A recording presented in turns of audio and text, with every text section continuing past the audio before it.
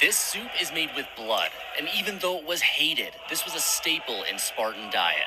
Yeah, the more things that you learn about Spartans in history, the more that you realize things were just generally really unpleasant, and that was on purpose. They were designed to be unpleasant.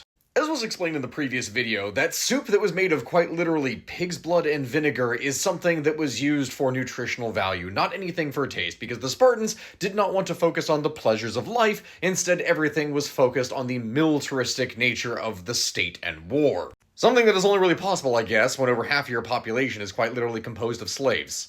But that's really just it, my friends. For the Spartans, none of this other stuff actually mattered. If your diet can consist of bread, vegetables, blood soup, and stolen meats that you've taken from other peoples, then so be it. You're not going to be trading. And you don't want anyone to trade any of their finer foods or anything with you, and you actively discourage them from doing so by making your currency worthless iron bars. Which, yeah, that whole thing about metal rods is so weird and specific, because you would think, okay, back in the day, metal was valuable. Obviously, it still is today. Why would you not want to maybe trade for some iron? Because the Spartans deliberately sabotaged their metal by quenching it in vinegar when being made, so that it was useless for anything else but just as a simple form of currency within Sparta.